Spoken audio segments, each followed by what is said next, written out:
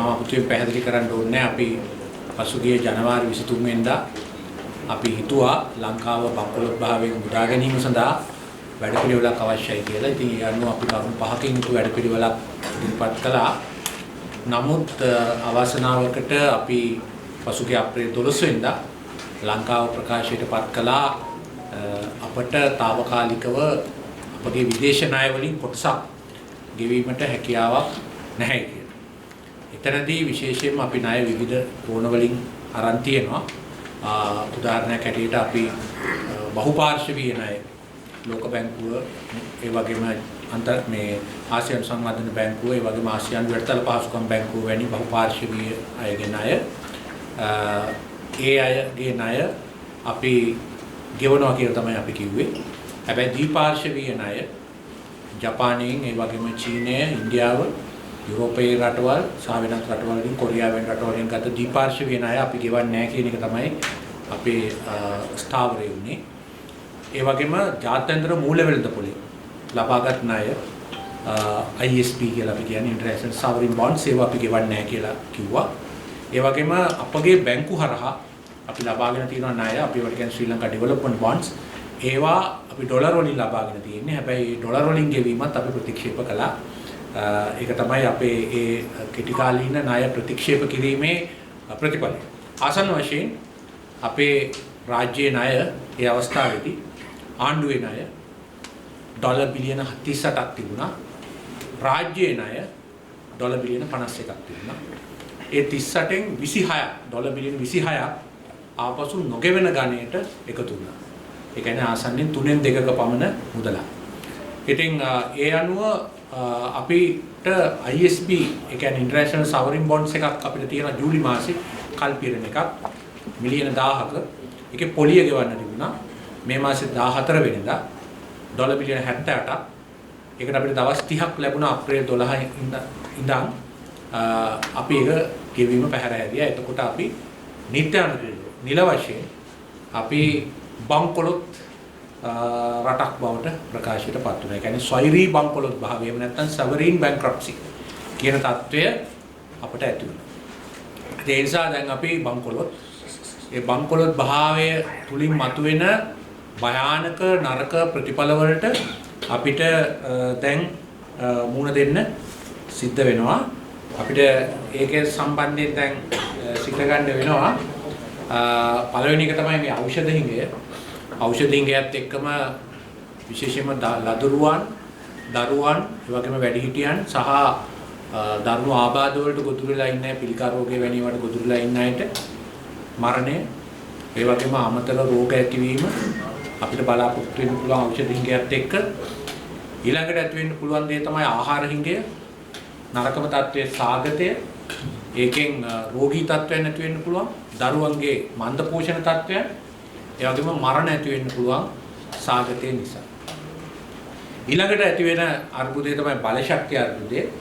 ඒ බලශක්තිය අර්බුදයත් එක්ක අපිට පේනවා දැන් කර්මාන්ත බිඳ වැටෙමින් තියෙනවා.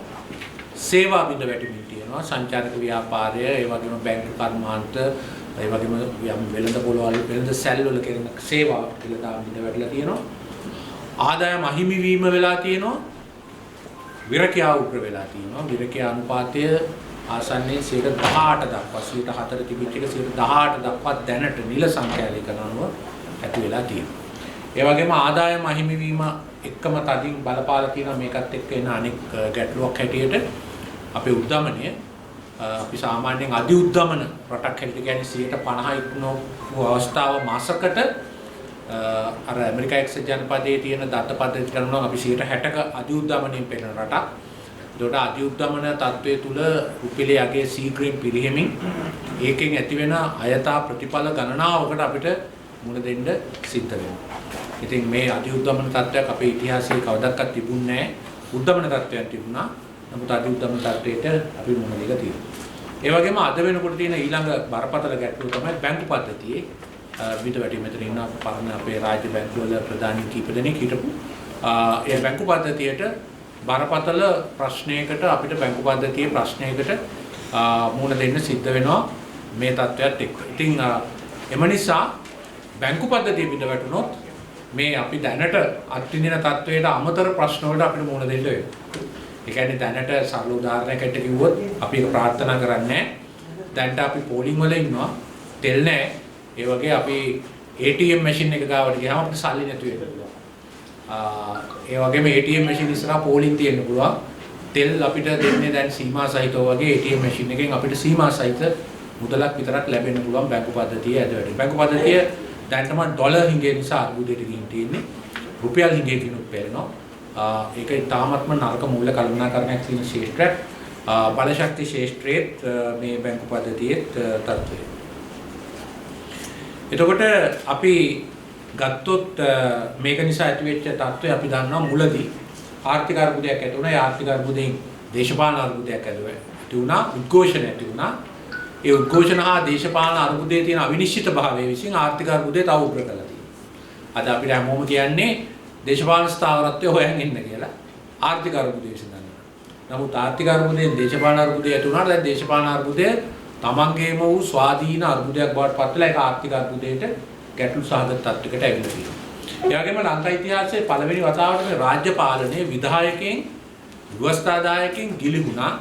ඒකේ නරකම තත්ත්වය තමයි අරාජිකවාදය. ඒ අරාජික තත්ත්වය අපි දැක්කා මේ 9, 10, 11 දිනවල. ඒ අරාජික තත්ත්වය ඉදිරි කාලෙදී සමහර විට මාස ගණන් පවතින්න පුළුවන් මේ තත්ත්වය උග්‍ර වුණොත්. එවැනි තත්ත්වයන් තුළ ලෝකයේ ඇති වෙන දෙයක් තමයි මේ අපි කියන්නේ අර අපි සාමාන්‍යයෙන් දක්ෂිණාංශික ජනකාන්තවාදී දේවල්. ඒ කියන්නේ right wing populists කියලා අපි කියනවා. වාමාංශික ජනකාන්තවාදී left wing populists කියලා අපි කියනවා. ඇතරම මෙවැනි අරාජික වාතාවරණයන් අපි තමයි අතීතයේ අපි ඉගෙනගෙන තියෙන්නේ 1917 මේන්ෂෙවික් විප්ලවය හා බෝල්ෂෙවික් විප්ලවය රුසියාවේ ඇති වුණේ. ඒ වගේම 1923 ඉතාලියේ ෆැසිස්ට්වාදය ජයගත්තේ. ඒ වගේම 1930 ගණන් වල මුල භාගයේදීම ජර්මනියේ නාසිවාදය ජයගත්තේ. ඒව සිද්ධ වුණේ එවැනි අරාජික වාතාවරණයකට උත්තර හැටියට. ජර්මනියේ තරුණ ආර්ථික අර්බුදයකට ගිහිල්ලා ඩොයිච් මාර්ක් එකේ අගේ සම්පූර්ණයෙන්ම පිළිහිලා තියෙන මොහොතක තමයි හිට්ලර් බලයට ආවේ. ඒතර ඒ වගේ මේ අන්ත දක්ෂිණාංශික ඒ වගේම අන්ත වාමාංශික ප්‍රශ්න වලට මුහුණ දෙන්න පුළුවන්. ඒ අතීතයේ තත්ත්වයේ මේ මෑත ඉතිහාසය ගත්තොත් ලෙබනනය, ග්‍රීසිය ඒ වගේ රටවල් වල මේක අපිට අත්දැකීමක් හැටියට එනවා. ඉතින් මේ සඳහා මේ දේශපාලන අරාජිකත්වය ගැන වගකිය යුතු දේශපාලන නායකයෝ හැටියට අපිට දේශපාලන ප්‍රතිසංස්කරණ අවශ්‍යයි. ඒක දැන් මූලික දෙයක්. ඒක තමයි වගකීම. දැනට පාර්ලිමේන්තුවේ විශාල දෝෂාරෝපණයක් එල්ලලා තියෙනවා. මාස ගාණක් මේකට පිළියම් ගත්තේ නැහැ කියලා. එතකොට ඒකෙදි ප්‍රධාන එකක් මේ 21 වෙනි ආණ්ඩුක්‍රම ව්‍යවස්ථා සංශෝධනය. දැන් මේ බාහිර කලින් මනෝ ගණේෂන් මහත්මයා අපි අග්‍රාමාත්‍යතුමත් එක්ක අපි සාකච්ඡා වටයකට සහභාගී වුණා. ඒ සම්බන්ධයෙන් අපි මූලික එකඟතා කීපයක් ඇති කරගත්තා. ඒ කියන්නේ ජනමත විචාරණයකට තුඩු දෙන්නේ නැති යම් සංශෝධනයක් ජනාධිපති ධූරය හා පාර්ලිමේන්තුව සම්බන්ධයෙන් සිදු කරගත යුතුයි කියලා. ඒ වගේම ජනාධිපති ධූරයද ඇතුළත් ව්‍යවස්ථා සංශෝධනයක් සඳහා පාර්ලිමේන්තුවේ තීරීම්කාරක සභාවක් හෝ මුළු පාර්ලිමේන්තුවම ආණ්ඩුව ක්‍රම ව්‍යවස්ථා සභාවක් බවට පරිවර්තනය කර ගැනීමට ඉදිරි කාලෙදී කටයුතු කරන බවට එකඟතාවයක් ඇති කරගත්තා. ඒ වගේම අග්‍රාමාත්‍යවරයාත් අධිකරණ ඇමතිවරයාත් පොරොන්දු වුණා. තව සති දෙකක් ඇතුළත සියලු පක්ෂ අද සමහර පක්ෂ නියෝජනය වෙලා තිබුණේ නැහැ. දෙමළ සංධානය වගේ නිසා යත් එක්ක සාකච්ඡා කරලා සති දෙකකින් එක ඉෂ්ට කරන බව යම් විසංවාදී තත්ත්වයන්ුත් තිබිච්ච නිසා. ඒක අවශ්‍යයි. ඒ වගේම සර්වපාක්ෂික ආණ්ඩුවක් නමින් එතනින් මෙතනින් ගත්ත පිරිසක් නෙවෙයි සර්වපාක්ෂික නියෝජනයක් සියලු දෙනාගේම බලගතු නියෝජනයක් සහිතව ඒ වගේම අපි යෝජනා කරන්නේ පාර්ලිමේන්තුවේ ඉන්න 224 දෙනාටම මේ අමාත්‍යාංශ අධීක්ෂණය කිරීමේ හැකියාව තියෙන තත්ත්වයක් ඇති කරගත්තාම හැම කෙනාම ඒකේ කොටස්කාරයෝ බවට පත් වෙනවා. ඒ වගේම යම් මාර්ගසිතියමක් ආර්ථික මාර්ගසිතියමක් දැන් උදාහරණයකට මේ දවස්වල තන තන ලියවිල්ලක් සැරිසරනවා ඒක අපි දැකලත් නැහැ. ඒක ඇටියට ඇතම් ආයතන පුද්ගලීකරණය කරන්න යනවා කියන්නේ. මේ දැන් ඔය සෙවණගල සීනි සමාගමේ සේවකයෝම කලබල වෙලා තියෙනවා. ඒ ලියවිල්ල අපි දන්නේ නැහැ. ඒක ඇත්තටම පාර්ලිමේන්තුවට ගෙනල්ලා සාකච්ඡා කරලා අනුමත කරගත යුතුයි. ඒ වගේ රාශිගත ලියවිලි හරහා මේ වැඩ කරන එක වැරදි. මේක විවෘතව වැඩ කරන්න ඕන වෙලාවක් මොකද මේ පාර්ලිමේන්තුවේ බලය ගිලිහිලා තියෙන මොහොතක්. ඒ වගේම මේ ජනාධිපතිවරයා සම්බන්ධයෙන් බොහොම බලගතු ප්‍රශ්නයක් තියෙනවා. එතුමාගේ දුර කාලය ඇතුළත මේ අර්බුදයේ උත්සන්න වුණ අය ඔහුගේ සහෝගේ නිලධාරීන්ගේ වැඩපිළිවෙල නිසා මේ අර්බුදය තියුණු වෙලා රට බංකොලොත් වෙන තත්ත්වයට ගමන් කළා කියන කවුරුත් අද පිළිගන්නා තත්ත්වයක්. ඒ නිසා එතුමා ධූරයේ ඉවත් වෙන වකවානු ප්‍රකාශ කිරීම ඉතාම අවශ්‍යයි. ඒ වගේම අමාත්‍යාංශවල ලේකම්වරුන් දැනට පත් කරලා තියෙනවා. නමුත් ඇතැම් ලේකම්වරු කියන්නේ මේ අර්බුදයට දායක වෙච්ච අය. ඒ වගේම ප්‍රධාන රාජ්‍ය ආයතන නිලධාරීන්. විශේෂයෙන්ම ලංකා බැංකුව, මහජන බැංකුව, ජාතික ඉතිරි කිරීම බැංකුව, ලංකා විදුලි බල මණ්ඩලය, කාර්ය නීතිගත සංස්ථාව, ඖෂධ නීතිගත සංස්ථාව, ඒ වගේම ජල සම්පාදන මණ්ඩලය වැනි ආයතනවල අනිවාර්යයෙන්ම වෘත්තීය නිපුණතාවයට මුල් තැන දෙන්නේ නැතුව මේ දේශපාලන පිරිසත් එක්ක ගමනක් නැහැ. නිසා ඒකට එකඟතාවයේ යුතු පිරිස පත් කරගන්න. ඒක තමයි මේ තියෙන්නේ. විශේෂයෙන්ම ශ්‍රී ලංකා මහ බැංකුව හා මූල්‍ය මණ්ඩලය, මහ භාණ්ඩාගාරය, ඔබ දකින්නටි මහ බැංකුව නිලධාරීන් අපි ප්‍රශ්න කරා කෝප් එකට ගෙනල්ලා අපේ තියෙන බලගතු පනතක් මොනිටරි මේ MLA එක මොනිටරි ලෝ ඇක්ට් කියන එක ඒ පනතට පටහැනිව හිටපු මහ බැංකුව අධිපතිවරු මූල්‍ය මණ්ඩලය කටයුතු කළ තියෙන බව ඉතාම පැහැදිලි. මහ බැංකුවේ කාර්යභාරය වෙච්ච මේ මූල්‍ය ස්ථාවරත්වය ඇති කර ගැනීම, භාණ්ඩාගාරයේ කාර්යභාරය වෙච්ච රාජ්‍ය මූල්‍ය ස්ථාවරත්වය කියන කාරණාවලදී මුදල් අමාත්‍යාංශයේ ලේකම්වරයාත් ඒ වගේම මහ බැංකුව අධිපතිවරු ඇතුළු මූල්‍ය මණ්ඩලයත් සම්පූර්ණයෙන්ම අපරාධමය වරදක් සිදු කළ බව පැහැදිලි. ඒ අනුව අර පාස්කු ප්‍රහාරය සම්බන්ධයෙන් යම්කිසි කොමිෂන් පත් කරලා අපරාධමය වරදක් විභාග කරනවා වගේ මේ රටේ ලක්ෂ 220ක්ගේ ජීවිත අනතුරට දැමීම සම්බන්ධයෙන් ඔවුන් සම්බන්ධෙනුත් යම් කොමිෂන් සභාවක් ඇති කරන්න ඕනේ කියලා මම කෝප් එකට යෝජනා කළා. ඒක සභාපතිවරයා පිළිගත්තා. ඒ අනුව දැන් අපි ඒක බලාපොරොත්තු වෙනවා. ඒක පත් කරලා යම් විභාගයක් කරන්න වෙයි කියලා. මොකද බීබී ජයසුන්දරට, අජිත් කබ්‍රාල්ට, සජිත් ආටිගලට සහ මූල්‍ය මණ්ඩලයේ හිටපු සමාජිකයන්ට නිකම්ම අත හොදගෙන ගෙදර යන්න දෙන්න බෑ. මේ ප්‍රශ්නේ දේශපාලකින්ට වගේම උන්ටත් බලගතු වගකීමක් තියෙනවා. ඒ වගේම බැංකු පද්ධතිය විශ්ලේෂණය කිරීමට අපිට පෙරුණා ලංකා බැංකුව, මහජන බැංකුව වගේ ආයතන හිතවත් ව්‍යාපාරිකයන්ට අතිවිශාල ධනස්කන්ධයක් ලබා දී තියෙනවා. ඒ කියන්නේ අක්‍රීය ණය හැටියට ගත් කල ලංකා බැංකුව විතරක් දැන් තියෙනවා බිලියන 140ක්. මේ කොවිඩ් මොරටෝරියම් එක ඉවත් වුණාට පස්සේ මේක බිලියන 200ක් වුණ නියමිතයි. ඒතකොට මේක මේ අපිට මාස 3ක් පඩි ගෙවන්න තියෙන සල්ලි. මේ ව්‍යාපාරිකයන් කීප දෙනෙක් ලබාගෙන තියෙනවා. ඒ වගේ බොහොම බරපතල සිද්ධි, එවැනිම සිද්ධි මහජන බැංකුවේ තියෙනවා. ඒ වගේම ලංකා බැංකුවත් මහජන බැංකුවත් තමන්ගේ සතුව තියෙන තැන්පතු වලින් 50% රජයට ණය දීලා තියෙනවා. ඒ 7.5ක් රජයෙන් පොලියක් හෝ ණය අපසු ගෙවීමක් වෙන්නේ නැහැ. ඒතර මේ බැංකුව වල තැන්පතු කරුවන්ට බලගතු අසාධාරණයක් වෙනවා. ඒ වගේම ජාතික ඉතිරි කිරීමේ බැංකුව හැර මේ අනිත් කිසිම බැංකුවක් සම්බන්ධයෙන් රජය වගවීමට බැඳිලා නැහැ. ඒ අනුව මේ බැංකු දෙකේ යම් බිඳවැටීමකට තුඩු දෙන විදිහේ මේ ගණදෙනු කිරීම ගැන එහි අධ්‍යක්ෂක මණ්ඩලය හා සභාපතිවරු සම්පූර්ණ වගකීම යුතුයි. ඒ ගැන අපි ක්‍රියා කරන්නම ඕන. ඒ වගේම දේශීය ආදායම් දෙපාර්තමේන්තුව, රේගුව හා සුරාපත් දෙපාර්තමේන්තුව, විදුලි බල මණ්ඩලය හා ලෙකෝ ආයතනය, කාන්තිය නීතිගත සංස්ථාව, කාන්තිය පාර්ලිමේන්තය, ලිට්‍රෝ ගෑස් සමාගම. අතර මේ ලිට්‍රෝ ගෑස් සමාගමේ සභාපතිවරයා කෝප් එක හමුවට ආවා. ඔහුගේ තනි තීරණයකින් ඔහු ගත්තා මේ අර කුණාටු සහගත තත්ත්වයක් තියෙන නිසා නැවට ඒ අදාළ නලය සම්බන්ධ කරගන්න බෑ. අපි ලොරි දාලා දෙනවා. ඒකෙන් ඇත්තටම මේ විශාල පමාවක් මේ ගෑස් සැපීමේ සිද්ධ වුණා. ඒ වගේම මේ වෙනකොට ලාෆ් ගෑස් සමාගමේ පරයන්තයක් තියෙනවා හම්බන්තොට. ඒක පාවිච්චි වෙන්නේ නැහැ. ඉතින් නමුත් මේ මිනිස්සු දහස් ගණන් පොලිමේ ලක්ෂ 40ක් හිස් ගෑස් ටැංකි රටේ තියෙනවා. දවසකට ගෑස් ටැංකි 50000යි නිකුත් කරන්නේ. පැය 12යි වැඩ කරන්නේ. ඉතින් මෙහෙම බෑ. මේ නැවක් අපි මුදාගත්තා නම් නැව වහාම ලබා දෙන්න ලිට්‍රෝද ලාෆ්ද වැඩක් නැහැ. ඒ රජයේ වගකීමක් ඒ අපරයන්ත ක්‍රියාත්මක කළා ඒක කරන්න. ඒව කරන්නේ නැහැ. මොකද මේ දේශපාලනමය සභාපතිලා. මේ ගැන අපි ක්‍රියා කරන්න ඕනේ ඉදිරියේදී. ඒක තමයි ඒ ප්‍රධාන ප්‍රශ්න. අනික ජල සම්පාදන මණ්ඩලයේ තාම ප්‍රශ්නයක් නැතුණා අනාගතේ ප්‍රශ්නයක් එන්න තියෙනවා. අනික ඖෂධ නීතිගත සංස්ථාව. ඒකත් දැන් කෝප් එක හමුවට එන්න නියමිතයි. අපිට බලන්න පුළුවන් ඖෂධ නීතිගත සංස්ථාව මේ පහුගිය කාලේ වගකීමෙන් ක්‍රියා කළාද කියලා මේ ඖෂධ හිඟේ පිළිබඳ කාරණේදී.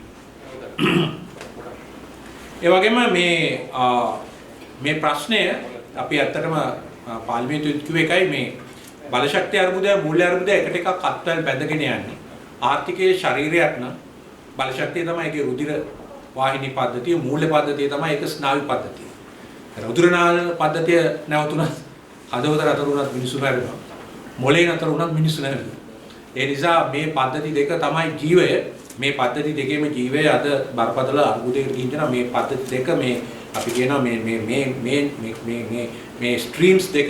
ඒ කියන්නේ energy and finance කියන මේ ස්ට්‍රීම් දෙක තමයි අපේ ජීවිතයේ ආර්ථිකයේ දෙකම අද අර්බුදයට ගිහින් තියෙන්නේ. ඊළඟට අප හමුවේ මොකද්ද මේ විසඳුම?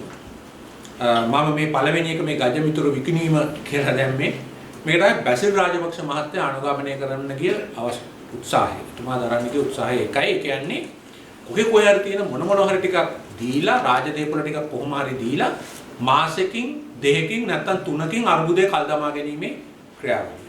පළවෙනි ඩොලර් මිලියන් 500ට ඉන්දියාවට වරාය දුන්නා. තව ඩොලර් මිලියන් 250කට අපේ විදුලි බල මණ්ඩලයේ සතු බලාගාර දෙකක් හා ගෑස් සැපයුම ලබා දුන්නා. දැන් ඒ කම්පැනි ගැන අහන්නවත් නැහැ.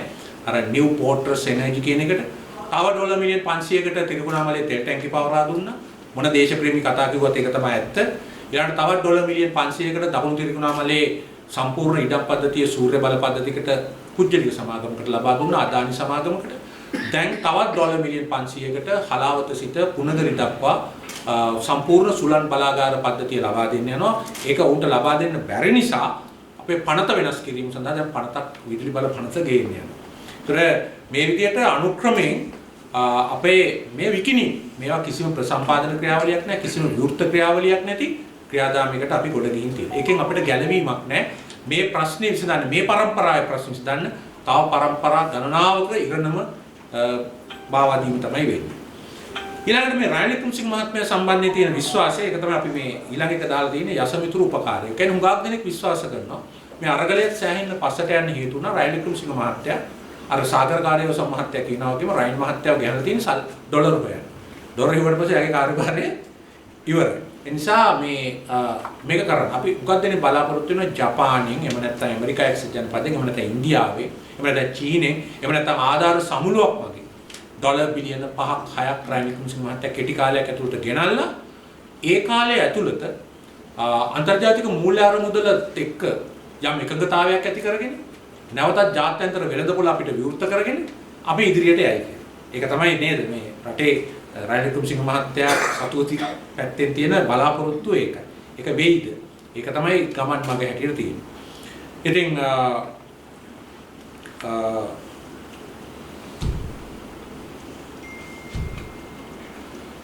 ඒක තමයි රනිල් වික්‍රමසිංහ මහත්තයාගේ ගමන් මඟ හැටියට තියෙන ඊළඟ අවුරුදු එකමාර ඇතුළත.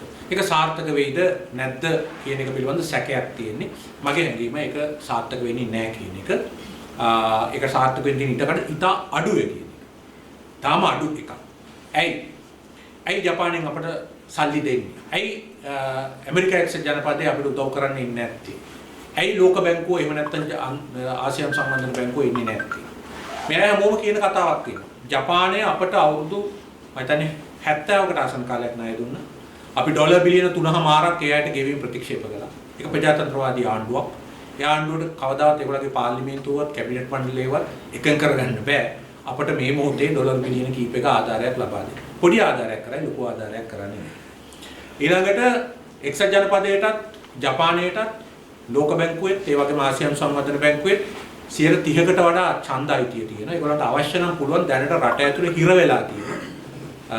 ඩොලර් මිලියන 2000ක පමණ මුදලක් තියෙනවා සංවර්ධනයට දීපුවා. ඒව අවශ්‍ය නම් මානුෂීය ආධාරයකට පරිවර්තනය කරන්න. නමුත් මට පෙනිච්ච හැටියට මේ සති කිහිපය ඇතුළත ඒවෙන් සුළු ප්‍රමාණයක් ඩොලර් මිලියන 600ක් මිසක් අර මුළු ගාණ ලබා දීමේ උත්සාහයක් නැහැ. ඊළඟට චීනය අපට දීපු ණය වලින් ඩොලර් බිලියන 7ක් අපි ගෙවීම ප්‍රතික්ෂේප කළා. චීනය ඉතාමත්ම බලගතු විරෝධයක් අපිට පළ කළා තියෙනවා. ඔවුන්ගේ ණය ආපසු නොගෙවීම ගැන. ඔවුන් ලෝකේ පුරා ට්‍රිලියනයක් ඩොලර් බිලියන 1000කට අධික ප්‍රමාණයක් ණය දීලා තියෙනවා. පාකිස්තානට 56ක් දීලා තියෙනවා. ඒ විදිහට රට ලෝකේ පුරාම දීලා තියෙනවා. ඒතර අපි ණය ගෙවුවේ නැත්නම් අනෙක් රටවල ගෙවුවේ නැත්නම් චීනේ බංකොලොත් වෙනවා. ඒ නිසා ඒ අය අපට උදව් කරන්න එළඹෙන්නේ බොහොම සීමා සහිතව. මේ වගේ මේ අපි නොඑක් දේවල් දිහා බලාපොරොත්තු වෙන අපේ ඇමතුමා ඉන්නවා මේ විදේශ ශ්‍රමිකයන් පිළිබඳ එතුමාට ලොකු සැලසුමක් බලාපොරොත්තුවක් වැඩපිළිවෙලක් කරගෙන යනවා මේ ශ්‍රමිකයන්ගේ ප්‍රේෂණ වැඩි කරගන්න. ඒක හැබැයි එතුමාට තනියෙන් කරන්න බෑ. ඒක මහ බැංකුවේ මූල්‍ය ප්‍රතිපත්තියත් එක්ක එකට යන්නේ. ඉතින් ඒ කාරණා සම්බන්ධයෙන් අපි යම් හේකින් පසුබෑමකට ලක් වුණොත් මොකද වෙන්නේ කියන ගැටලුව තියෙනවා. ඉතින් මම හිතන්නේ තාම සුළු ඉඩකඩක් තියෙන්නේ අපිට මේ යසමිතුරු උපකාරයක් අපේ හිතවත් රටවල උපකාරයක් අපිට අර රනිල් වික්‍රමසිංහ මහත්මයා 2001 LTTත් එක්ක සාම කිවිසුම අත්සන් කළ අවස්ථාවේ රට නැවත පුනරුත්ථාපනය කිරීම සඳහා ඩොලර් බිලියන 4කට වඩා වැඩි මුදලක් ඒ අවස්ථාවේ පොරොන්දු වුණා වගේ. ඒ වගේම මේ සුනාමි අවස්ථාවේ චන්ද්‍රිකා බණ්ඩාරනායක මැතිණියට පොරොන්දු වුණා වගේ තත්ත්වයක් දැන් උදා වෙයිද කියලා මගෙන් අහුවොත් ඒ වගේ දෙයක් කරගන්න පුළුවන්ද කියලා 90ක් බෑයි කියලා තමයි මම කියන්නේ 10ක් පුළුවන් කියලා කියන්නේ අපි ඒක දන්නේ අපි ඒකට අවස්ථාව හැබැයි රනිල් වික්‍රමසිංහ මහත්තයාට ඒකට ඉඩ දෙන්න ඕනේ පළවෙනි දවසේ ඉඳන් ඔහුට පහර දීම වැරදි. ඔහුට ඉඩ දෙන්න ඕනේ මේ අවස්ථාව උදා කරන්න හැබැයි එතුමාට ලොකු කාලයක් නැහැ. මේ ඊළඟ මාස 2 ඇතුළත නැත්නම් 3 ඇතුළත එතුමා ඒක කරලා පෙන්වන්න වෙනවා නැත්නම් රට ඇතුලේ විශාල බලවේගයක් උද්ඝෝෂණයක් තාමාස කීපකින් එන නිසා. ඉතින් මේ සියල්ල අසාර්ථක වුණොත් මොකද කරන්නේ? ඒක තමයි අපිට කතා කරන්න ඕනේ. රනිල් වික්‍රමසිංහ මහත්තයාගේ ක්‍රියාදාමය හරි ගියොත් හොඳයි අපට තල්ලු වෙලා ගිය හැකි මේ අවුරුදු එකමාර ඇතුළත ආයි පරණ පුරුදු ක්‍රමයක. මේ සියල්ල අසාර්ථක වුණොත් අපි මොකද කරන්න කියලා අපිට තියෙන්න ඕනේ වැඩ පිළිවෙල. අන්න ඒක තමයි ඒ කියන්නේ මේ සියලුම තුරුම්පු ගහලා ගියොත් මොකද ලංකාව කරන්න කියන එක තමයි අද අපි ඔබට ඉදිරිපත් කරන්න බලාපොරොත්තු මේ ප්‍රශ්නය මමත් අපේ අජිත් අමරසිංහ විශේෂඥ වෛද්‍යාචාර්යතුමා අපි එක්කව වෙලා මේ රටේ යම් ආර්ථික විද්‍යාඥයෝ පිරිසකට ආහාර විද්‍යාඥයෝ පිරිසකට සෞඛ්‍ය විද්‍යාඥයෝ පිරිසකට ප්‍රවාහන විශේෂඥයෝ පිරිසකට අපි ඉදිරිපත් කරා මම හිතන්නේ සති නේද 7-3කට විතර ගන්න මේ සියල්ල අසාර්ථක වුණොත් මොකද කරන්න කියලා. ඒ අපට නොඑක් අදහස් ලබා දුන්නා, යෝජනා ලබා දුන්නා. අපි ඒක සටහන් කරගත්තා. ඒ සටහන් කර ගැනීමෙන් ආපු අදහස් ගොන්න තමයි දැන් අපි අද ඔබට ඉදිරිපත් කරන්න බලාපොරොත්තු වෙන්නේ. මේ සියල්ල අසාර්ථක වුණොත් මොකද වෙන්නේ? කොටින්ම රාජපක්ෂරුගේ පැටිගිරිය ගැන කිව්වොත් සුළු දෙයක් කරලා තියෙනවා. සරලව කිව්වොත් සුළු දෙයක් නෙවෙයි බරපතල දෙයක් කරලා තියෙන සරලව කිව්වොත් 1960ට ආපහු අපි අරන් ගිහින් අපි අර අතීතයට යන යානා ගැන එහෙම ඔය එක විද්‍යාත්මක කතා අහලා තියෙනවා අනාගතයට යන යානා ගැන අහලා තියෙනවා රාජපක්ෂවරු අපේ රට අරන් ගිහින් තියෙනවා 1960ට ඒගොල්ලෝ ඒගොල්ලන්ගේ පවුල් 2200ට අරන් ගිහින් තියෙනවා يعني තව අවුරුදු 200කටත් ඒගොල්ලන්ගේ පවුලට ප්‍රශ්නයක් වෙන්නේ නැහැ එච්චර ධන උත්පාදනයක් කරගෙන තියෙනවා අපිව 60ට අරන් ගිහිල්ලා මේ රටේ ලක්ෂ 220ක් ඒගොල්ලන්ගේ පවුල් තව අවුරුදු 150 200ක් ඉස්සරහට අරන් ගිහින් තියෙනවා මට මේ රාජපක්ෂ පවුලේ ප්‍රබල ඥාතියෙක්ම කිව්වා අපි අවුරුදු 150කට හොයලා තියෙන්නේ මට කිසිම දෙයකට ඕගලන්ට අපිව හොල්ලන්න බෑ ඉතින් ඒක තමයි ඇත්ත හැබැයි අපි අපේ දරු පවුල් අපිව ගෙනින් තියෙන 1960ට ඒ කියන්නේ මේ රටේ 105ක් විදුලි බලය තිබිච්ච නේද වාහන 50000ට වඩා අඩු ප්‍රමාණයක් තිබිච්ච කෝටියක ජනතාවක් ඒ වෙලාවේ වාසය කළේ ඒ වගේ තත්ත්වයක කවුරුත් දන්නවා මේ වැඩිහිටියෝ දන්නවා ඒ කාලවකවානුව මෙතන හුඟක් දෙනෙක් 60ට පස්සේ ඉපදිච්ච අය ඇත්තේ නමුත් ඒ කාලයට ආපහු යාම තමයි කරේ. දැන් එතන ඉඳන් අපි කොහොමද යන්නේ? ඒකට අපි මොනවද කරන්න ඕනේ? මේකට පළමුවෙන්ම කරන්න ඕන එක තමයි මේ රාජ්‍ය මූල ස්ථායීකරණය. එහෙම නැත්නම් මේ ආණ්ඩුවේ ආදායම් වියදම් පාලනය.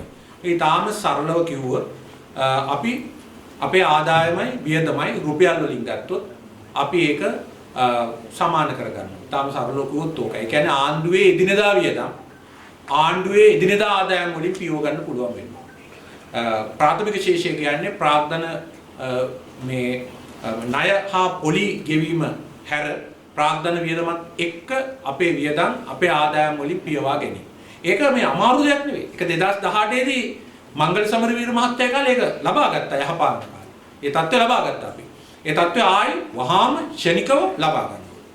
ඊළඟට මේ බදු පිළිබඳ තත්ත්වය ඒක දැන් ලොකුවට සාකච්ඡා වෙන දෙයක්. මේ බදු ඍජු බදු හා වක්‍ර බදු ඇති හැකියාවෙන් ගන්න ඍජු බදු ප්‍රමාණය ලංකාවේ 18%යි. මේ කලාපයේ මේ මුළු ලෝකෙම තියෙන නරකම තත්ත්වයක්.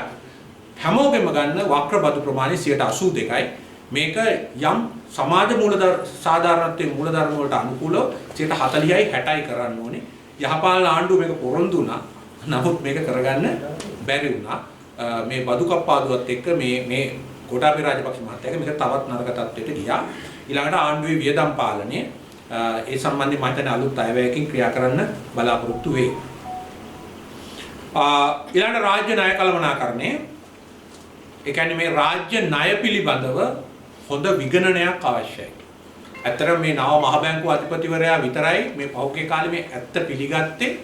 පසුගිය අයවැය කතාව බලන්න මගේ බැසිල් රාජපක්ෂ මහත්තයාගේ රටේ දලදේශීය නිෂ්පාදනය සම්බන්ධයෙන් පවා දීලා තිබුණා ඉලක්කම් 3ක්.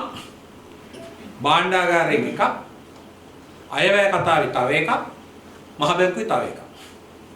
රටේ ණය සම්බන්ධනුත් මේ ණය ඇත්ත ගාන ගැන අපි බොහොම දන්නේ නැහැ. දැන් තමයි මේ ටික මේ කාරණා එළි වෙනකොට අපිට ඒවා ලබා ගන්න පුළුවන්. පළවෙනි එක තමයි මේ රාජ්‍ය ණයවල ව්‍යවහාරික විගණනයක් කළා.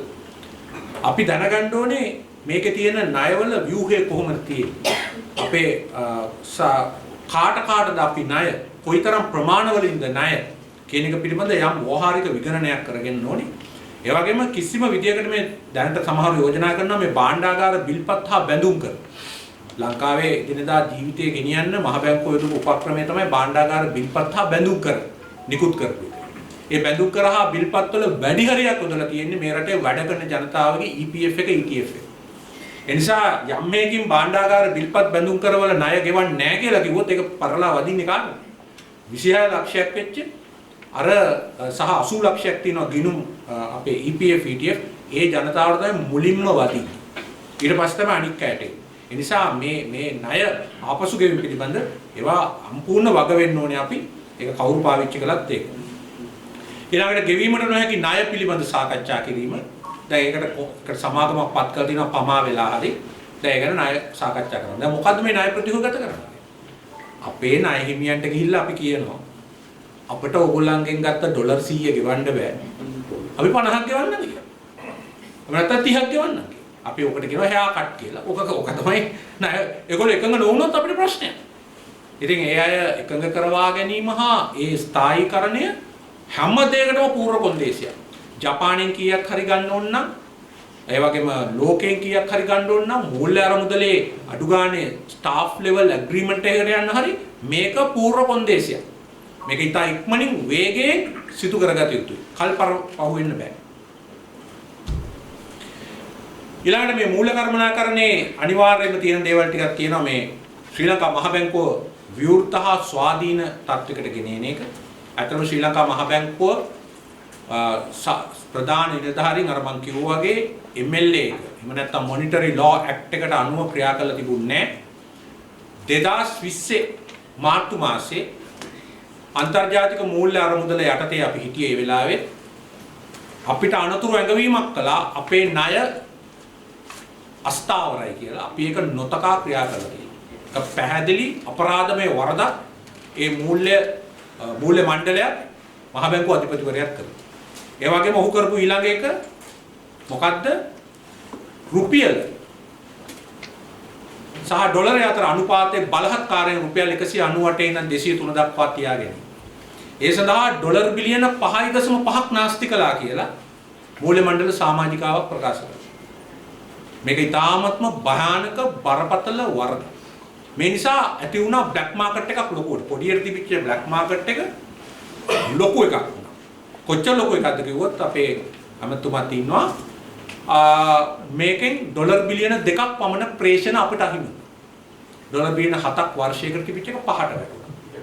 සම්පූර්ණයෙන්ම පිටපාරෙන් මේක ගිහිල්ලා ඊට වැඩි ඔව් මම වෙන්නේ නැති කුමාරී අර සංඛ්‍යාලේකරන මම කියන්නේ ඒ අපිට ඉදිරිපත් කරපු සංඛ්‍යාලේකරන අනුව අපිට තිබිච්ච ලොකු ඉඩ කඩක් අපි වහගත්තා. කවුද මේකට වක් කියන්නේ? ඊළඟට බදු සහනයක් ලබා දීලා බිලියන් 600ක් නැති කරගෙන මොකද කළේ? මම තමයි මුලින්ම මේක අග්‍රාමාත්‍යවරයාට යොමු කරන ප්‍රශ්නයට තේ ඇහුවේ. මේ කීයක් බදු සහනෙන් අඩු වුණාද කියලා. මේ බිලියන 600 වහගන්න මොකද කළේ? වර්ෂයකට බිලියන 700ක් සල්ලි අච්චු ගැහුවා. අද මේ දැවන්ත උද්දමනයට හේතු වෙලා තින්නේ ඒක. ඒ කාලේ කිව්වේ සල්ලි අච්චු ගැහුවට උද්දමනිය ඇති වෙන්නේ නැහැ කියලා. මේකට කිව්වේ මොඩර්න් මොනිටරි තියරි කියලා නේද? ඒක තමයි අපිට කිව්වේ මේ ලක්ෂ්මන් මහත්තයා. දැන් ඒකේ භයානක ප්‍රතිඵල වලට අද ජනතාව කියන්නේ. ඒතර මේ කාරණා ටික එක තව එකක් තමයි සහන පොලි වලින් 100.1 පොලි වලින් වගේ ඒවෙන් ගිය බලගතු ව්‍යාපෘති 322ක් නැවැත්තුවා මෙයා. ජපානයෙන් ඒ වගේම කොරියාවේ ඒ වගේ රටවල් වලින් ක්‍රියාත්මක වෙච්ච ආසියානු සංගঠন වල. ඒ නිසා අද බරපතල ප්‍රශ්න වලට මුහුණ දෙන්න වෙනවා. මම එකක් කියන්නම් මේ ඔය අපේ අර සුභහදන විනමැති විදුලි බලාගාරයක් එක්කන ලබන අවුරුද්දේ ඒ බලාගාරයට ආසියානු සංගঠন බැංකුව සල්ලි දෙන්න ගියේ දැන් දෙන්නේ නැහැ. ඒ අනුව ලබන අවුරුද්දේ තාම භයානක ලයිට් කැපිල්ලක් එනවා මේ ආයි වතාවක් බලාගාර නැති නිසා. දැන් මේ 2020 ඉඳන් මේක ඉදි කරන්න යන්නේ තාම නැහැ. ඒ වගේ මේ අර්බුදය තව තව වර්ධනය වෙනවා. මේ කවුද මේ ගත්තේ? මේ තීරණ 3-4 දෙනෙක් නිලධාරීන්ගේ තීරණ. ඊළඟට යථාවාදී විනිමය අනුපාතිකය. දැනුත් විනිමය අනුපාතිකය අපි 360 යන මැනේජ් රේට් එකක් අපි කරගෙන යන්නේ. නමුත් ඇත්තටම එළියේ වෙළඳ පොලේ මේක 450ට 400කට ගිහින් තියෙනවා. දැන් මේ යථාවාදී නොකොලොත් මේ කළු වෙළඳ පොල පාලනය කරන්න බෑ කොච්චර අත්අඩංගුවට ගත්තා. බැංකු පද්ධතිය වහාම ස්ථාවර කරන්න. මම කලින් කිව්වා බැංකු පද්ධතිය බොල් ණය, ඒ කියන්නේ අක්‍රීය ණය ප්‍රමාණය 5%කට කිට්ටුයි. ඒ වගේම බැංකු පද්ධතිය 50%කට වඩා ප්‍රධාන බැංකු දෙක රජයට ණය දීලා ඒවා අය කරගන්න බැරුව ඉන්නවා. ඒවෙන් ආදායමක් නැතුව ඉන්නවා. ඒවා නිකන් මහ බැංකුවේ බිල්පත් බවට පත් කරලා තියෙනවා. ඒ වගේ බැංකු පද්ධතිය ලොකු අස්ථාවරත්වයක් හට අරගෙන තියෙනවා. ඒක පුජ්‍යලිකාංශයේ බැංකු වලට යනවා. අපි බැංකු ක්ෂේත්‍රයේ සියලු දෙනා දන්නවා අන්තර් බැංකු ගණදෙනු වලට අද ඊටාම නරක කාලයක් උදා වෙලා තියෙනවා. ඒ වගේම මේ මූල්‍ය නියාමනය මේ දේශපාලනමය වශයෙන් නොවන ආකාරයට ස්වාධීන කිරීම. දැන් අපි අද කතා කරා අපි ඒ කියන්නේ මේ මහ බැංකුව මේ 21 වෙනි සංශෝධනයේ වැදගත් එකක් තමයි මේ මහ බැංකුව අධිපතිවරයා ඇතුළු ඒ කණ්ඩායම පත් කිරීම යෝජනා කරලා තියෙන්නේ. ඒක දෙන්න කියලා ව්‍යවස්ථාදායක සභාවට ජනාධිපතිට ඒගොල්ලන් හිතවතුන්ට මේකට අත තියන්න දෙන්න එපා කියලා. ඊළඟට මේ රටේ තියෙන ලොකු විකෘතියක් ඒක තමයි රාජ්‍ය ණය දෙපාර්තමේන්තුව මහ බැංකුව යටතේ පවත්වා දෙන්නේ. මේකෙන් තමයි ණය ගන්නු කරන්නේ. ඒ කියන්නේ මහ බැංකුවේ නියාමනය කරන්න හැබැයි ඒකෙන්ම තමයි ණය හොයන්නේ. ඉතින් ඒක නිසා ඒක වෙනස් කරන්න කියන එකත් අපි එතන තියෙනවා. ඊළඟට ඊටාම වැදගත් එකක් තමයි මේ අපේ විදේශ වෙළඳාම ආනයන ප්‍රමුඛතාව හඳුනා ගැනීම. අපේ ආනයන සංයුතිය ගත්තොත් ඒ කියන්නේ ඉම්පෝට් කොම්පොසිෂන් එක ගත්තොත් 120ක් පරිභෝජන භාණ්ඩ, 60ක් අතරමැදි භාණ්ඩ, 120ක් ආයෝජන භාණ්ඩ. ඒතර අපි යම් ක්‍රියාදාමයක් මුදා හරින්න ඕනේ මෙන්න මේ ආනයන පාලනය සඳහා. ගිය වසරේ ආනයන වියදම ඩොලර් බිලියන 22යි. මේකෙන් අඩුම ගානේ 120ක් කප්පාදු කරගන්නම ඕන. අපිට පරණ විදිහටම ජීවත් වෙන්න බෑ. මේ අවුල වියවුලක් වෙනවා. වියවුල යම් කිසි සැලසුම් සහගත ක්‍රමයකට ගෙන යන්න නම් මේක අඩුම ගානේ 120ක් කරගන්න ඕන. මේ ගැන අපි විශේෂඥයොත් එක්ක බැලුවා. මේ අපේ ආනයන සංයුතිය මොන භාණ්ඩද කපන්න පුළුවන්, මොන භාණ්ඩද අර්ධ වශයෙන් ගෙන්නන්න පුළුවන්, මොන භාණ්ඩද අත්‍යවශ්‍යයෙන් ගෙන්නන්න පුළුවන් කියලා. මොකද සමහර භාණ්ඩ ගේන්නේ ආයෝජන සඳහා. ඒ නිසා ඒ ගැන සෑහෙන වාර්තාවක් අපි ගත්ත භාණ්ඩ 3000ක් වමන. ඒක මේ වෙලාව නෙවෙයි ඒක පැහැදිලි කරන්න. නමුත් ජාතික එකඟතාවයක් ඇති කරගන්න ඕනේ අපි. මෙන්න මේවා මේ ඊළඟ අවුරුදු එකමාරේ අපි ගේන්නේ නැහැ කියලා. ගේන්නේ නැහැ කියලා අපි මෙන්න මේ 120 ඉතුරු කර ගැනීමට කටයුතු කරන්න ඕනේ. අපනයන ආදායම වැඩි කර ගැනීම අත්‍යවශ්‍යයි. දැනට අපනයන තියෙන කාර්මික නිෂ්පාදන 80%ක්, කෘෂි නිෂ්පාදන 20%ක් සහ ඛනිජ ඉතාම සුළු ප්‍රමාණයක් හැටියට. ඒ වගේම අපනයන ආදායම අපි යථාවාදී විදිහට 8%කින් වැඩි කර ගැනීම සඳහා යෝජනාවක්. ඒකත් අපි අර විදිහටම අපේ අපනයන භාණ්ඩ ලැයිස්තුව අරගෙන අපි බලලා දුන්නා. උදාහරණයකට අද උදේ මට කතා කරලා ගියා මේ පුල්මුඩේ කංජවැලි සංස්ථාව මේක ඇත්තටම මේ ඔප්පු මේ කියන්නේ ස්ථාවරක නොකරපු තොරතුරක් ඩොලර් මිලියන 50ක කංජවැලි ගොඩ ගහලා තියෙනවා. ඒ කියන්නේ මේ ගෑස් තෙල් නැවයි ගෑස් නැව තුනක විතර බුදාගෙන තියෙන සල්ලිය. නිකන් මේක පුල්මුඩේ ගොඩ ගහලා තියෙනවා. හරි. එතකොට ඒ වගේ මේ ශේෂ්ත්‍ර ගණනාවක් තියෙනවා අපි අවධානය යොමු මේක සත්‍යතාවය මම දන්නේ නැහැ. නමුත් ඒ සභාපතිවරයා උත්තර දෙන්න ඕනේ ඒකට මේ විදිහට හිර වෙලා තියෙනවාද කියලා. ඊළඟට මේ ශ්‍රී ලංකා රේගුව වරාය අධිකාරිය ගුවන්තොටුපොළ දේශීය ආදායම් දෙපාර්තමේන්තුව මේවා වෘත්තීය තත්ත්වයකට ඒ කියන්නේ කාර්යක්ෂම කඩේ මේ key performance index අඳුනලා දීලා ඔටෝමේෂන් එකක් බවට පරිවර්තනය කිරීමේ ක්‍රියාදාමයක් මගින් මේ අපනයන ආදායම ලීකේජස් නවත්තලා අපනයන ආදායම වැඩි කරගන්න. මොකද මේ අපනයනවල සහ ආනයනවල තියෙන ලොකු ප්‍රශ්නයක් තමයි මේ අන්ඩර් වැලියු කරනවා ඕවර් වැලියු කරනවා. මේකෙන් විශාල ධනයක් ලංකාවෙන් එළියට යනවා. අපනයනකරුවෝ තමන්ගේ අපනයන භාණ්ඩවල මිල අඩුවෙන් ප්‍රකාශයටපත් කළා එහි සල්ලි රඳවනවා. ආනයනකරුවෝ මිල වැඩියෙන් තියලා එහි සල්ලි නවත්තනවා. අර ග්ලෝබල් ඉන්ටග්‍රිටි රිපෝට් එකේ හැටියට 2004 ඉඳන් 2014ට කාලය ඇතුළත ආසන්නයෙන් ඩොලර් බිලියන 15ක් පමණ. ඒ කියන්නේ අවුරුදු 10ට ඩොලර් බිලියන 15ක්. මේ ආකාරයට මේ ඉන්වොයිස් කිරිල්ලෙන් වංචා කරලා තියෙනවා. ඒ වගේ මේ මෙතන මේවා මේ ලීකේජස් මේවා නවත්තන්න මේ ඔටෝමේෂන් එක ඉතා අවශ්‍යයි මේ ආයතන. ඊළඟට අපිට ගොඩක්ම බලාපොරොත්තු තියාගන්න පුළුවන් දේ මෙන්න මේ සේවා හා ප්‍රේෂණ සංචාරක ආදායම ඉහළ දැමීම විදේශී ශ්‍රමිකයන්ගේ විශ්වසනීය විනිමය අනුපාතයක් දෙනවා නම් ඒගොල්ලෝ අපිට වැඩ කරයි. ඒ වගේම මේ අපි ඔය සංචාරක ව්‍යාපාරය ගැන කිව්වම හුඟක් දෙනෙක් හිතනවා සංචාරක ව්‍යාපාරයෙන් බිලියන් 5ක් හොයන්න පුළුවන් කියලා. නමුත් අපි දැක්කා WS විජයවර්ධනගේ විශ්ලේෂණය හිටු මහ බැංකු නියෝජ්‍යාධිපතිගේ සෑම සංචාරක ව්‍යාපාරයෙන් ලැබෙන ඩොලර් 100කින්ම ඩොලර් 80ක් ආනයන වලට වැය.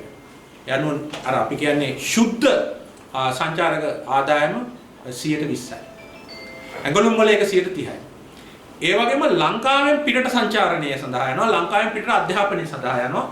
ඒ සඳහා ඔය වැඩියෙන්ම ආදායම ලැබිච්ච 2018 ඩොලර් බිලියන 1.6ක් ගිහින් තියෙනවා ලංකාවෙන් එළියට. ඉතින් ඒ නිසා අපි සංචාරක ව්‍යාපාරයේ අපි ගත්තොත් net එක එහෙම නැත්නම් ශුද්ධ ඍණ. ඒ නිසා මේ සංචාරක ව්‍යාපාරය වැඩි කරගන්න කොට එක වෙන්නේ නැහැ. මෙන්න මේ දෙපැත්තම මේ ඉන්ෆ්ලෝ අවුට්ෆ්ලෝ දෙකම පාලනය කිරීමක් දැන් අවශ්‍යයි. අතරම අවුරුදු 1කමාරකට විතර අපි මේවා පාලනය කිරීමක් කරන්න ඕනේ. ඒ වගේම මේ බලශක්ති ශේෂ්ත්‍රයේ අර්බුදය විසඳා ගැනීමට අපිට අනිවාර්යයෙන්ම යම් ආයෝජන ප්‍රමාණයක් ඩොලර් ආයෝජන ප්‍රමාණයක් ඒ සඳහා යොමු වෙච්ච ක්‍රියාමාර්ගයක් ගන්න ඕනේ.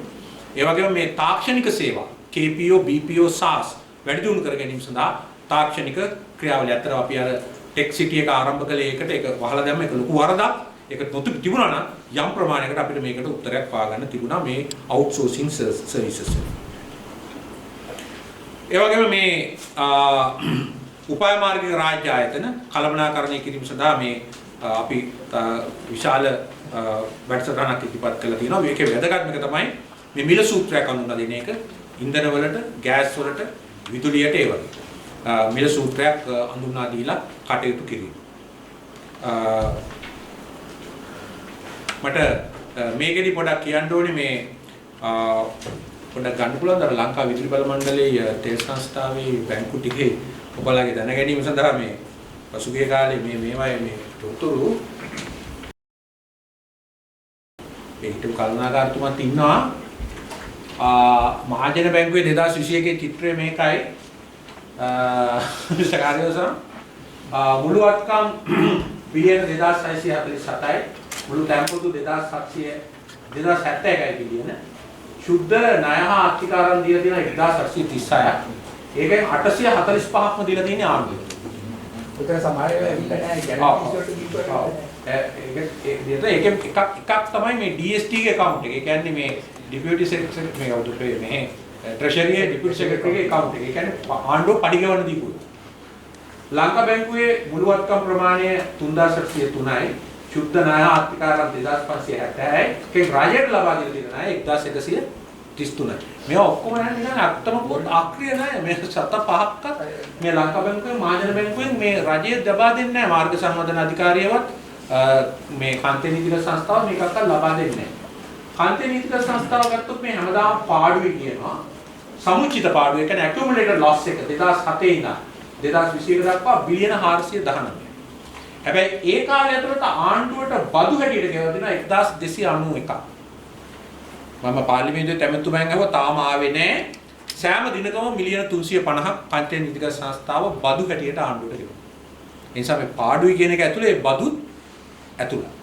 මේක හැටියට බදු ගෙවලා තියෙනවා බදු ගහලා තියෙනවා පාඩුවට වඩා. මේක බරපතලම ප්‍රශ්නය ඇති කළේ මේ ආණ්ඩුවේ මේ විදේශ මුදල් ණය මිලියන 3437ක් තියෙන එක තමයි ලංකාවේ ලොකුම ප්‍රශ්නේ. විදුලි බල මණ්ඩලයේ සමුචිත පාඩුව 2000 ඉඳන් 2021ට බිලියන 391යි. කෙටි කාල ණය තියෙනවා 240ක්. දිගු කාල ණය තියෙනවා 377ක්. මම කියනවා මේ අවුරුද්දේ මේ තමයි අවුරුදු 21කට පාඩුව 391යි. මේ අවුරුද්දේ ලංකා විදුලි බල මණ්ඩලයේ පාඩුව ආසන්නයෙන් බිලියන 400යි. මේ තනි අවුරුද්ද. ඉතින් මේ ශ්‍රී ලංකන් එකේ බොරුවක් පැතිරෙව්වා. ඒක කියන්නේ සභාපති ඇතුළු පිරිස බොරුවක් පැතුවා ශ්‍රී ලංකන් ලාභයි කියලා. ශ්‍රී ලංකන් ලාභය ලබලා තියෙන්නේ ශ්‍රී ලංකන් ගුවන් සමාගම පාඩුයි මේ වසරේ 0.4 ඩොලර් මිලියන ලාභ ලැබලා තියෙන අර කේටරින් සර්විස් එකත් එක්ක. ඒකට හේතුව ලාභ ලැබලා තියෙන වෙන සභාපතිතුමාගේ හපංකමකින් නෙවෙයි withholding tax එක ආණ්ඩුවෙන් අයින් කිරීම නිසා ඩොලර් මිලියන 29ක වාසියක් වුණා. ඒක තමයි මේ ලාභයි කිව්වේ ආයේ අලුතෙන් ගුවන් යානා ටිකක් ගන්න කරුව මාධ්‍ය ප්‍රචාරය. ඒක පාඩු. පාඩු ඒ විතෝල්ටින් ටැක්ස් එක ගෙවපු නැති නිසා තමයි ඒක ප්‍රොෆිට් උනේ. ඔව් මම කිව්වනේ මතකනේ මම කිව්වේ ඒක ගාන කියන්නේ කියලා කිව්වේ නෑ. හරි ඒකේ මේ වගේ බරපතල ප්‍රශ්නයක් තියෙනවා. හොඳයි ඒ ටිකත් එක්ක අපි ඊළඟට යන කාලේ ඉතාම වටිනවා. රාජ්‍ය ආයතන කළමනාකරණය ඉතාම අවශ්‍යයි. ඊළඟට සුව සේවය මේක ඉතාම අවශ්‍ය එකක්.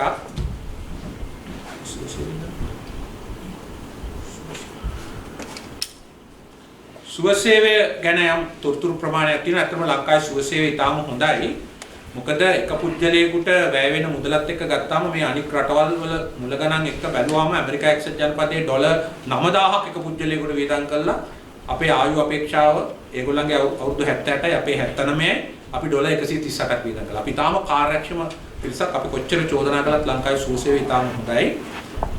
ඒ වගේම මේ සුව සේවයේ ආණ්ඩුව 147ක් වියදම් කරනකොට මිනිස්සු පොකට් එකෙන් 152ක් වියදම් කරනවා. ඒක තමයි සුව සේවයේ තත්ත්වය. ඊළඟට මේ විවිධ ශේෂ්ඨ වල වියදම් මෙතන තියෙන නේවාසික රෝගීන් අනේවාසික අවුට්පේෂන්ලා ඉන්පේෂන්ලා ඒ වගේ තියෙන්නේ. අපි මේ සඳහා යෝජනා ගණනාවක් ඉදිරිපත් කළ තියෙනවා ප්‍රායෝගික මණ්ඩලයකට විශේෂඥ මණ්ඩලයක් පත් කරන්න කියලා ප්‍රායෝගික. නිකන් දැනුම විතරක් තියෙන අය නෙවෙයි. ප්‍රාග්ධන වියදම් පාලනය කරන්න කියලා ඊළඟ අවුරුදු එකමාරේ ස්පිරිතාල ගොඩනැගිලි උපකරණ වෙනුවට ඒ ප්‍රාග්ධන වියදම් වෙනුවට පවත්වාගෙන යාම සඳහා කටයුතු කරන්න කියලා.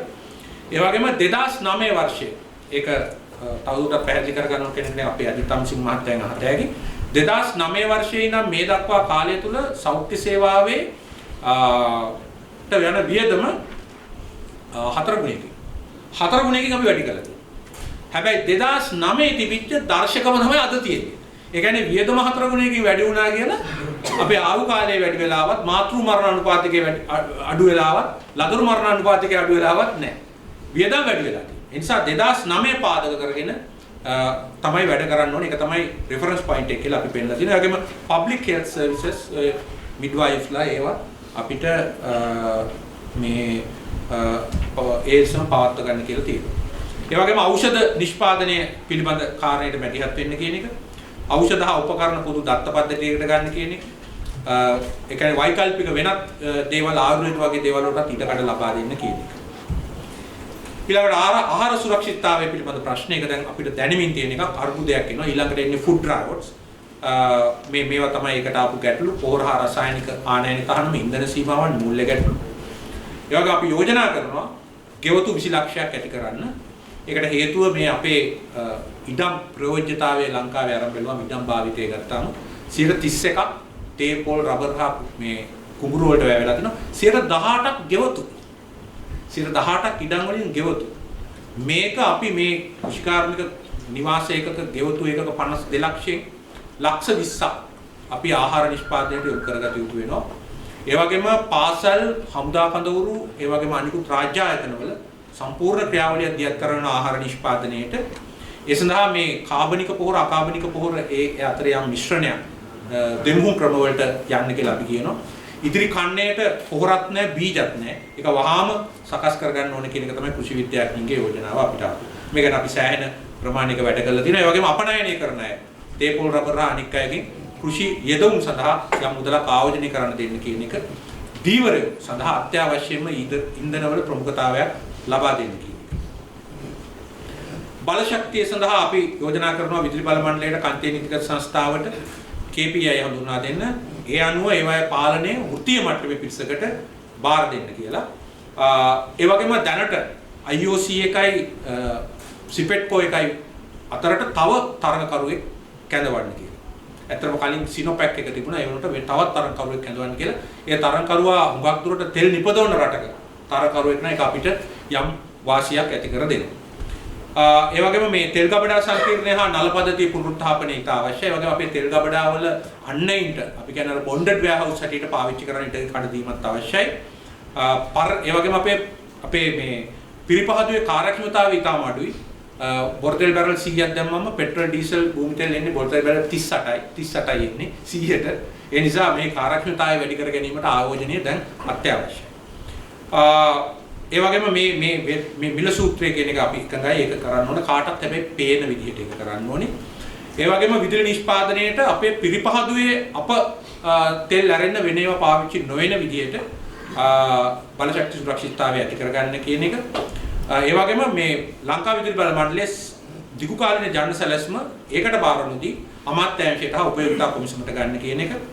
ඒ වගේම අපගේ රටවාහන සංයුතිය පිළිබඳව අපි ගත්තොත් ඒ රටවාහන සංයුතිය එක්ක යම් ප්‍රමුඛතාවයක් ලබා දෙන්න කියන එක. ඒක පොඩ්ඩක් ගන්න රටවාහන ලංකාවේ රටවාහන සංයුතිය ඇත්තටම ශීඝ්‍රයෙන් මේ කියන්න ඕනේ අඩු වෙගෙන යනවා රටවාහන වල ප්‍රමාණය. ලංකාවේ ආසන්නයෙන් 54 ලක්ෂයක් වාහන තියෙනවා.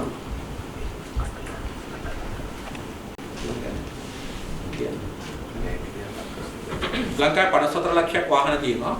ඒකෙන් 30 ලක්ෂයක් මෝටර් සයිකල්. මේ 54 ලක්ෂය ගිය අවුරුද්දේ ඒ කියන්නේ මේ මං කියන්නේ 21 20 මේක 57 ලක්ෂයක්. මේක අවුරුද්ද ඇතුළත ලක්ෂ 3ක් වෙළඳ පොලෙන් අයින් වෙලා තියෙනවා. මේකෙන් 30 ලක්ෂයක් මෝටර් සයිකල්, ලක්ෂ 10ක් පමණ 3 wheeler, ලක්ෂ 7ක් මෝටර් කාර්, බස් 18000යි. හයිඑස් වගේ වාහන 31000යි. ලොරි සහ කුඩා ට්‍රක් රථ 44000යි ඔය විදිහට තමයි තියෙන්නේ. මේක වැදගත් දේ මගී ප්‍රවාහනයේ පැත්තෙන් ගත්තොත් දුම්රිය මගින් ප්‍රවාහනය කරන මගින් ප්‍රමාණය 4.5යි. නමුත් දුම්රියට ඉන්ධන වලින් වැය වෙන්නේ 1%යි.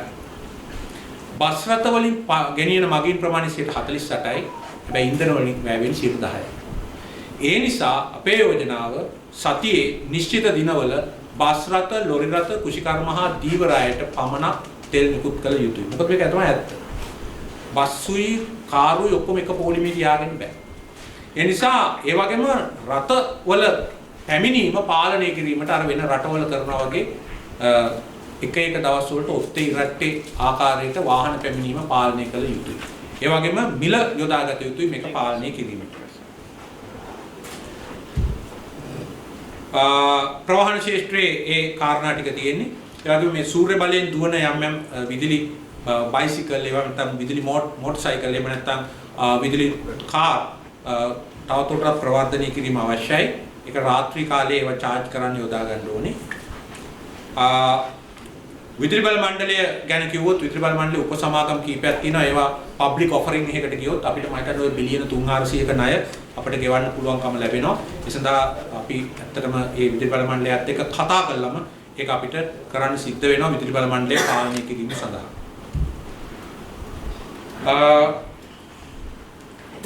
ඒ වගේම මේ විදුලි බල මණ්ඩලයේ අර්බුදයේ විසඳුමක් හැටියට අපි ඕෆ් ග්‍රිඩ් සොලියුෂන් එක. එහෙම නැත්නම් ග්‍රිඩ් එකෙන් ගැලවී ගියා පිරිසක් ඇති කරන්න ඕනේ. ඒකට තියෙන ඒකක 300ට වඩා වැඩියෙන් ඉන්න අයට දිරිදීමක් දෙන්න ඕනේ ප්‍රධාන ජාලයෙන් ඉවත් වෙලා යන. ඒ මගින් මේ සාමාන්‍ය ජනතාව අපිට ආරක්ෂා කරගන්න පුළුවන් වෙනවා, කර්මාන්ත ආරක්ෂා කරගන්න පුළුවන් වෙනවා. ඒ වගේම සේවා ආරක්ෂා කරගන්න පුළුවන්. ඒ වගේම විදුලි බලාගාර වලට අමතරව අපි ඒකට කියන්නේ ඩිමාන්ඩ් මැනේජ්මන්ට් කියලා. එහෙම නැත්නම් ඉල්ලුම කළමනාකරණය කිරීම සඳහා ඍජු දැඩි ක්‍රියාශීලී මාධ්‍ය ප්‍රතිපත්තියක් අපි අනුගමනය කළ යුතුයි. ඉතින් මේක තමයි අපි විකල්පය හැටියට කියන්නේ. මේක අපි විස්තරාත්මක එකක් ලියලා තිනවා. අපි සරල කාරණයක් කිව්වේ මේ කාලයත් එක්ක අර සියල්ල වැරදි ගියොත් රාජ්‍ය කුංචික මහත්තයාගේ ඒ ක්‍රියාවලිය වැරදි ගියොත් අවුරුදු එකහමාරකට අපි මේ ක්‍රියාදාමයට ගිහිල්ලා අපේ ආහාරවල යම් ශක්තිමත් භාවයක් ලබාගෙන අපේ එදිනෙදා ඩොලර් වියදම එදිනෙදා ඩොලර් ආදායමෙන් පියවාගෙන එදිනෙදා රුපියල් වියදම එදිනෙදා රුපියල් ආදායමෙන් පියවාගෙන අපේ ණය ගෙවා ගැනීමට යම් ප්‍රතිවගත කිරීමකට ගිහිල්ලා අන්තර්ජාතික මූල්‍ය අරමුදල ඇතුළු ලෝකයේ යම් විශ්වාසයක් ඇති කරගෙන අපිට ඉදිරියට යන්න පුළුවන් වෙයි. එහෙම නැත්නම් මේ தত্ত্বය මේක තමයි නිව් නෝමල් එක අපේ මුළු ජීවිත කාලෙම මේ නිව් නෝමල් එක තියෙනවා. ඒ කියන්නේ මේ පෝලිං මේ ගැටුම් මේ ආණ්ඩු පෙරලි මේක තියෙනවා. ඒ නිසා මේ අවුරුදු එකහමාර අපි ශක්තිමත් මේ උදාර මව්බිම ගලවා ගැනීමට අපේ දේශ රටවල ජීවත් වෙන මිනිස්සුත් එකතු කරගෙන සියලුම ભેද වලින් තොරව දේශපාලන ಜಾති ආගම් කුල ભેද වලින් තොරව මේ අරගලය අපි දියත් කරමු කියන ආයාචනය අපි ඔබට කරනවා. ඒ සඳහා අපි ගොඩ නගන්න එක්කම කියන පණිවිඩයයි ලබා දෙන්නේ. බොහොම ස්තුතියි.